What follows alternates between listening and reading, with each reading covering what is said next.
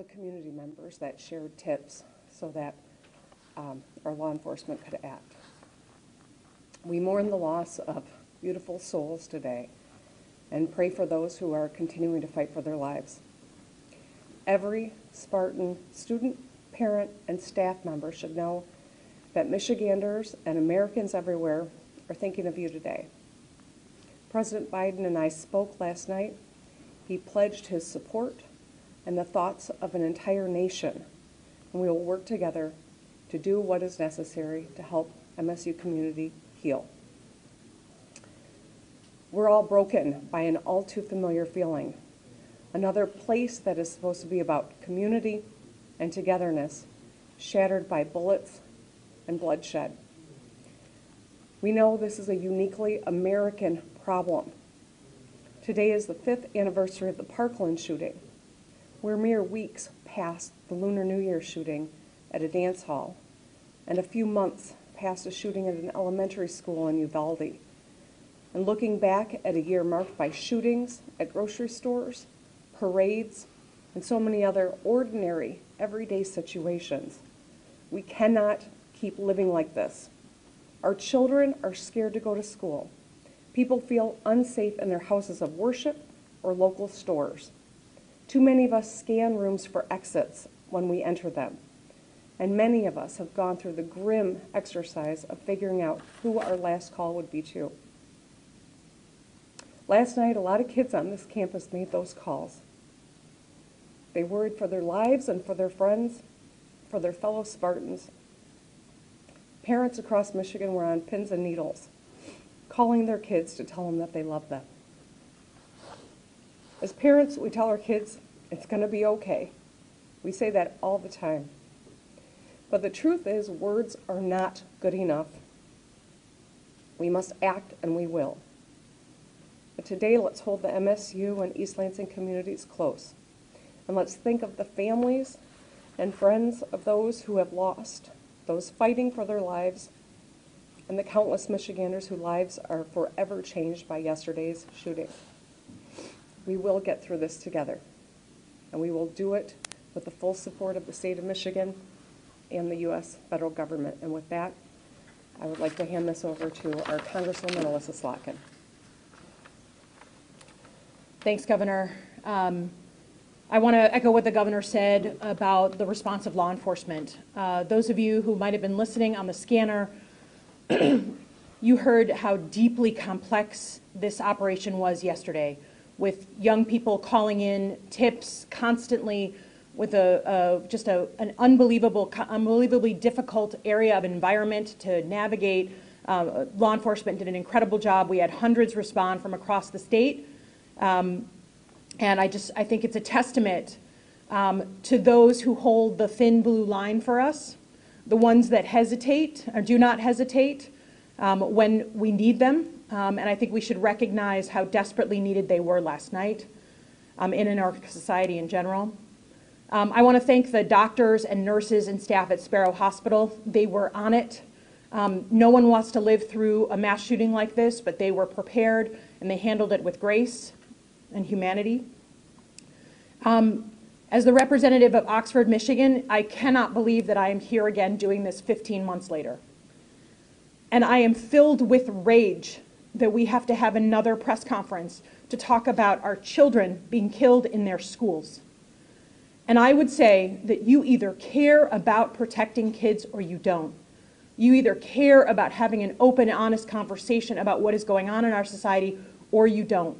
But please don't tell me you care about the safety of children if you're not willing to have a conversation about keeping them safe in a place that should be a sanctuary.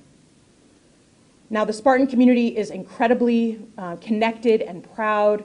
We've already seen people come together. But for me, the most haunting picture of last night was watching the cameras pan through the crowds and seeing a young person wearing an Oxford Strong sweatshirt. The sweatshirts that were handed out after those kids lived through a school shooting 15 months ago. And we have children in Michigan who are living through their second school shooting in under a year and a half. If this is not a wake-up call to do something, I don't know what is. In the meantime, I feel confident that our law enforcement is doing everything that they can to understand the situation. I'm thrilled that federal law enforcement is on scene, bringing their resources to the fight. We're not going to rest until we understand, but I think the fact that we're having this conference so quickly after another mass shooting in our state should be a statement in and of itself. Thanks very much.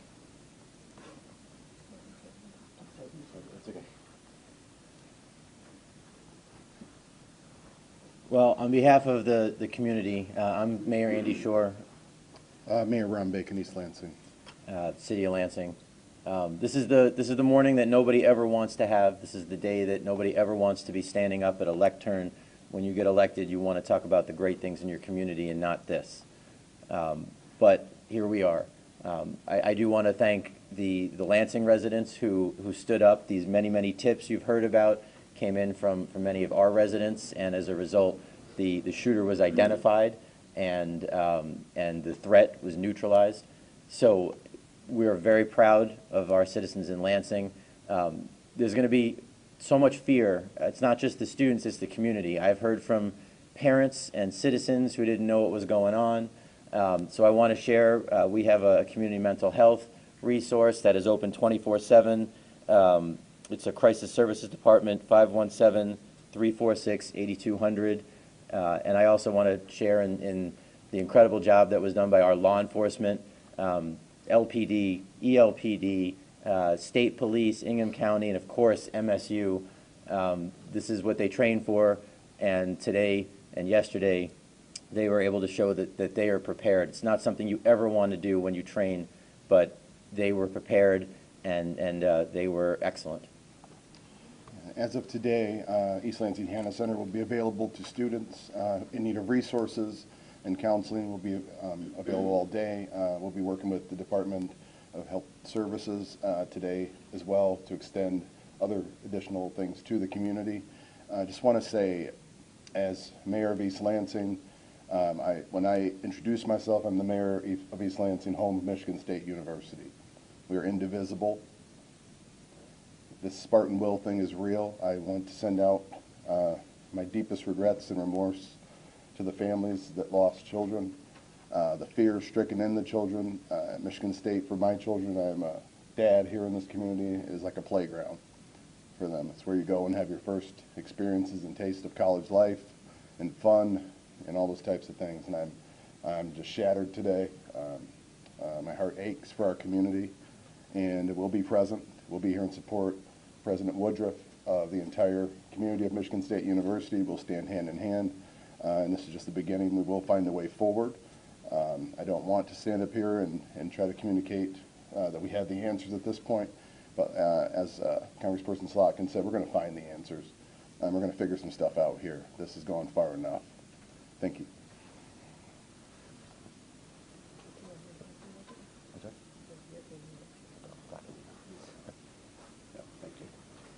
Yep. Good morning, everyone. I'm Dr. Denny Martin. I'm the interim president and chief medical officer at Sparrow Hospital, Lansing. I think a lot of very dry mouths up here this morning, so bear with us and appreciate your patience. I can confirm that last evening we cared for 5 individuals who were brought to Sparrow Hospital from East Lansing campus. The team in our level 1 trauma center with our emergency medicine physicians and trauma surgeons were waiting for them upon their arrival. I will give a lot of thanks to the individuals, the first responders on the scene. Our ability to care for these individuals starts in the field, and they did a fantastic job. 4 of those individuals did require surgical intervention to treat their injuries. 1 individual did not and was taken to the critical care unit after being triaged in the emergency department. All 5 individuals remained in critical condition this morning. I want to thank the overwhelming response from our team, everyone in our level 1 trauma center. This is something we've talked about this morning that we practice for very often, but never want to have to do. And we did it amazingly well. I'm very proud of everyone. The team was led by our emergency department physicians, again with our trauma surgeons, but can't forget, we had general surgeons, cardiothoracic surgeons, neurosurgeons.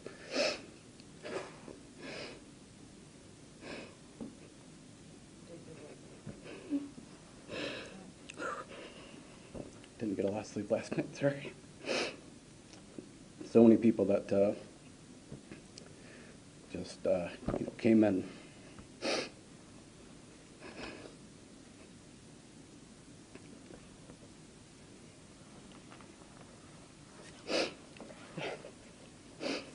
We received a lot of texts that were just, I'm on my way. Just within people showing up, where do you need me? It was a sad but a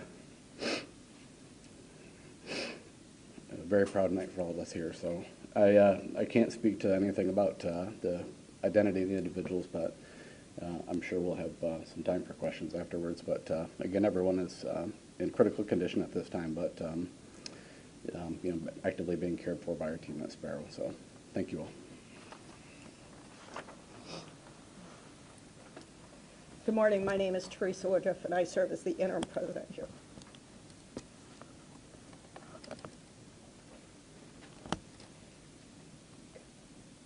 And our Spartan hearts are broken. We're grieving, but as a community, we're grieving together. We struggle to comprehend. We lost families, friends, classmates, and our hearts go out to the victims and families of this senseless tragedy. And we offer to each of them the peace that passeth understanding. We continue to think for our medical professionals at Sparrow, and we know that they are taking the best care possible of our students. To our students, we have available to you the support that you need at the Hannah Community Center, as was mentioned by Mayor Bacon. This includes counseling and psychological services, as well as employee assistance programs for our faculty and staff. And we're deeply appreciative to the governor for reaching out directly to President Biden and for the offer of additional mental health services for our community. As a university, we also thank our law enforcement colleagues, both here and in multiple jurisdictions, who responded immediately and continue to protect our community today and each day. I want to thank the staff who are on campus today. MSU is on modified operations, which means we're on essential personnel only for today and for tomorrow. And those staff who are here to support our 17,000 students who are on campus and our 50,000 students across this great university, we thank you. I also thank directly our students, faculty, and staff who complied with the request to shelter in place for hours at end without knowing exactly what was happening. We thank you for your courage to maintain that shelter, which allowed our law enforcement to take the actions that they did. We ask each of you to honor your feelings and to take care of yourself and each other, and together we will come back more resilient than ever and more ready to face what is needed in this society, which is the courage of all of us to ensure that this never happens again.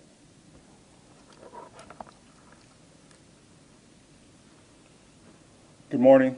I'm Marlon Lynch, Vice President for Public Safety and Chief of Police here at Michigan State University.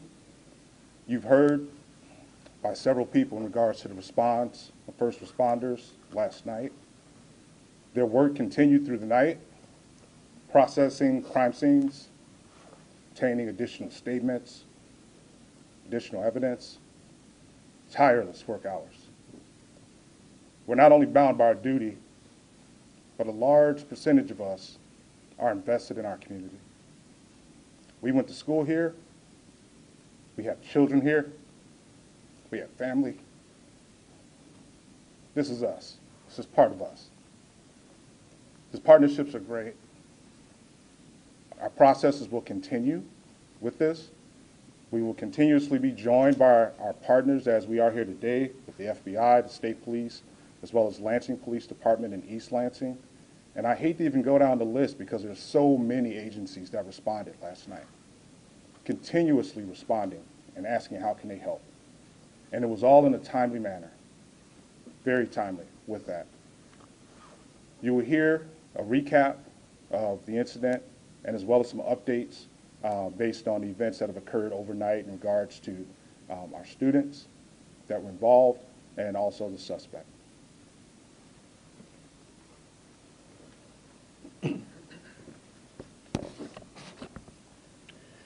Good morning. Deputy Chief Chris Rosman with the Michigan State University Police and Public Safety. As you can tell, this has been a long night for a lot of us.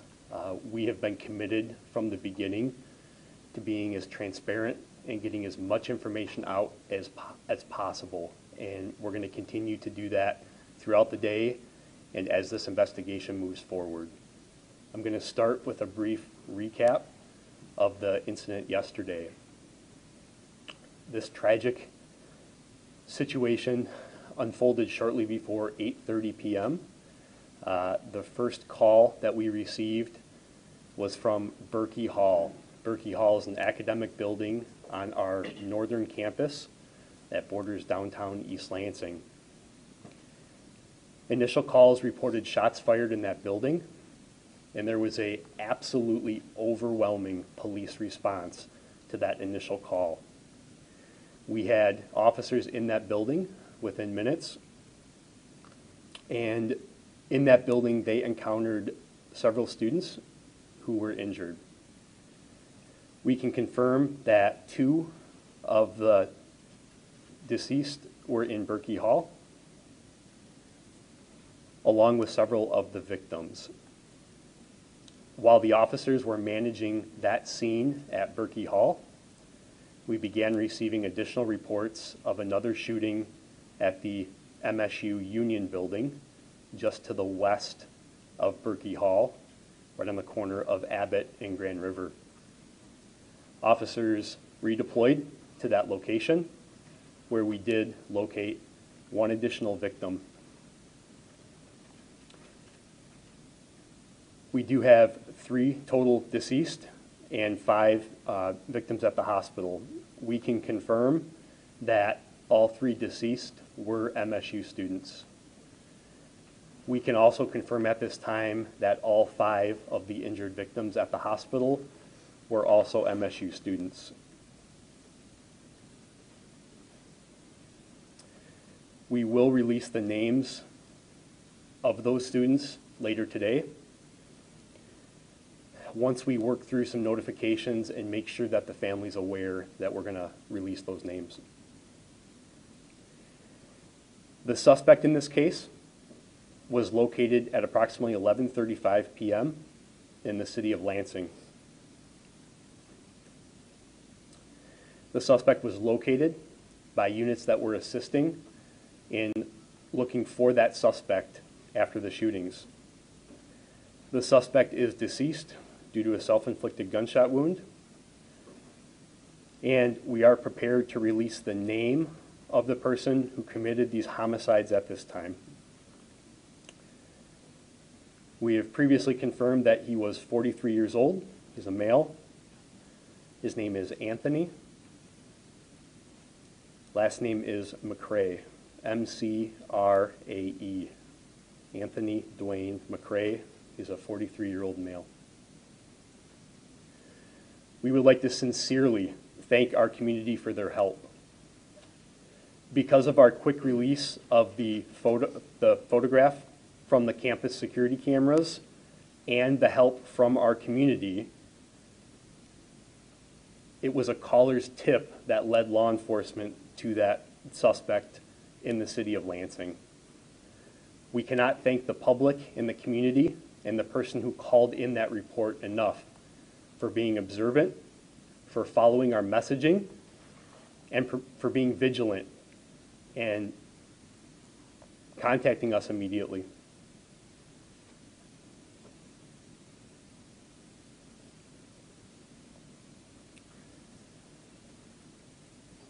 We will continue to share resources for the MSU community through our institutional website and our MSU Police and Public Safety social media pages.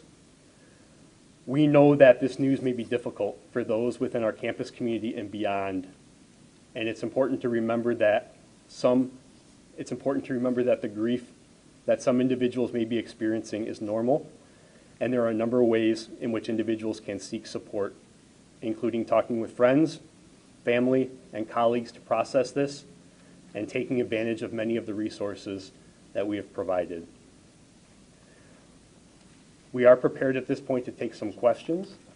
Sure. Sure. I'm going to turn it over to Special Agent in Charge, Jim Taraska. Good morning. I'm Jim Taraska, the Special Agent in Charge of the FBI in Michigan. First of all, our hearts go out to all the victims, their families, the students, and the community. This happens much too often. I'd like to thank all our partners in law enforcement. Chief, once again, thanks for your leadership. Just great examples of leadership last night from all the agencies that showed up short notice and showed selfless sacrifice to attempt to identify, find the subject, and eliminate the threat. Last night when this occurred, many agencies arrived on scene. The FBI deployed agents, analysts, and specialty teams to help in the effort to help the victims and to also find the individual responsible, which occurred. Thanks to law enforcement. Law enforcement here in Michigan, it's the best I've seen in my 30 years in law enforcement. And I was very proud of our community in law enforcement and the community at large to come together to resolve this issue, this matter. And we'll continue working in the future hand in hand to mitigate these threats and try to make Michigan as safe a place as we can for our families. Thank you.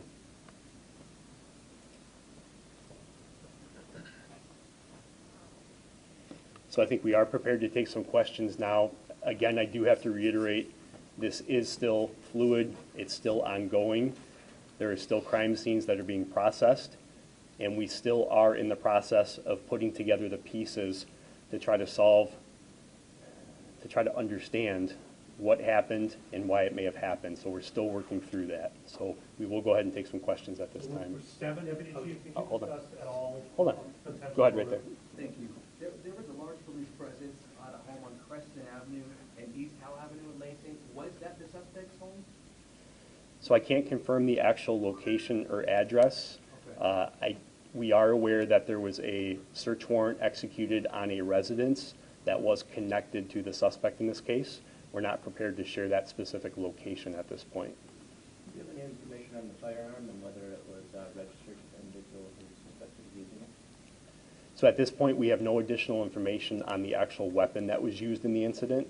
Those are things that we will continue to process and look at today as part of our investigation. Did you recover the weapon? We did recover a weapon, yes, right there. So 7 of the 8 victims are at Berkeley Hall.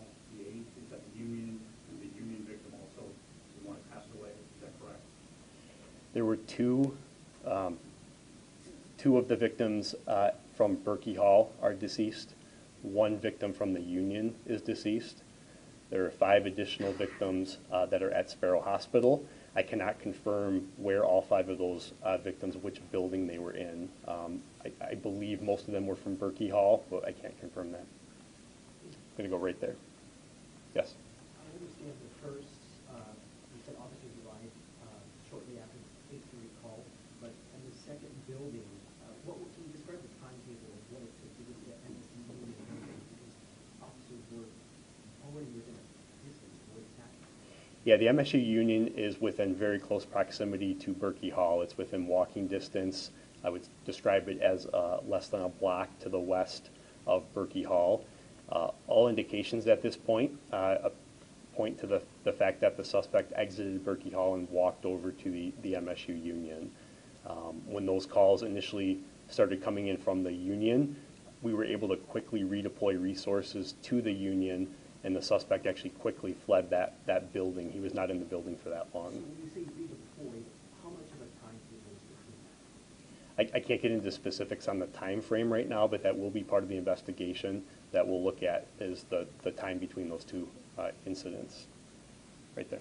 Has the suspect had any previous So that's part of our investigation today, is to look at the suspect, his background, his history. Those are things that are occurring with our state and federal partners right now, who have really taken the lead on helping us with identify the suspect, especially since that incident did occur off campus. But those are things that we're looking at today, and those will be integral to the investigation. In the back, Red. Deputy Chief, can you shed any light as to the why this happened, what his motive was, why he chose Michigan State? You know, we had the same question last night, and we have the same answer this morning. We have absolutely no idea what the motive was at this point. We can confirm that the 43-year-old suspect had no affiliation to the university. He was not a student, faculty, staff, current or previous. So that's an unknown right now, and that's what we're trying to understand is why this incident occurred. I know everybody wants to know what the motive is. We don't have an answer right now, and that's the honest truth. Was anything found inside of his home that might help with that? I can't comment on what was located in the residence as part of that search warrant, but that is part of the ongoing investigation. Right there. Last week, several schools in Okemos and other schools across the state were shut down for an act of shooting, which was determined to be a hoax. Have you determined if there's any connection to that at this point? So I won't get into that in detail. Obviously, we're looking at the possibility of any connection. What I will say is there doesn't appear to be initially. But those are the type of things that our state and federal partners are really going to look at. But initially, it does not appear that there's any connection. In the back right there. Blue, Channel 7. I understand that police made contact with the suspect before he shot himself. Can you explain what that contact was and the time frame? So I don't have any additional information on the sequence of events when law enforcement contacted the suspect. There was a tip called in from an alert citizen that reported the suspect. That call was dispatched to resources that we had deployed in the field. We had so many police officers on campus. As part of our unified command structure, we started deploying resources off campus in order to respond to reports just like this. And the responding officers encountered the suspect. And I can't comment more on that actual interaction. That is being investigated by the Michigan State Police right now. Right there. Does Mr. McRae live in this community first, and then the medical personnel here? Can you tell us anything more about the extent of the injuries of the guy? I'll start with that, and I'll turn it over to the doc. We're still working to ascertain place of residence for the suspect. As we have said all along, we want to make sure any information that we share is accurate, and we are still working to determine place of hometown and residence for the suspect. Yeah. There wasn't a consistent injury pattern with the individuals that were brought to the hospital, but the initial reports last evening that the injuries were life-threatening was correct. But there wasn't a consistent nature. It was a variety of injuries associated with the gunshots that came in.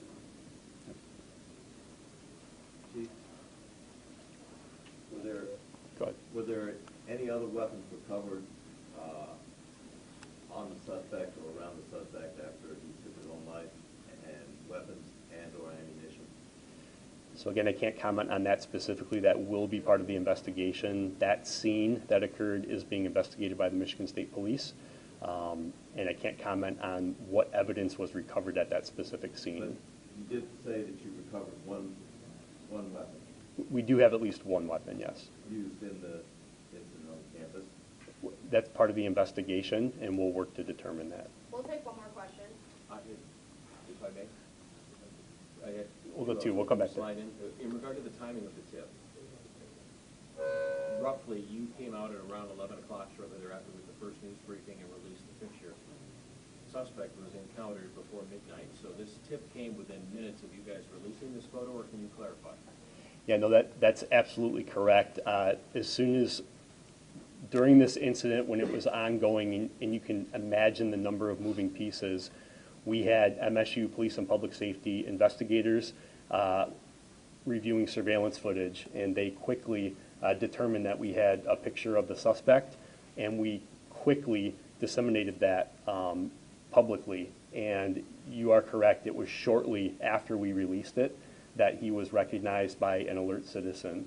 And so the time frame was pretty quick after we released it. So we commend the community and the citizen that called that in, and that was exactly what we were trying to achieve by releasing that picture, was to generate immediate tips for this person that was mobile, that we had no idea where he was at that point. And if I may, did any of the victims or anybody that might have been in proximity say if the suspect said anything or just came in shooting, or can you clarify at all how it transpired?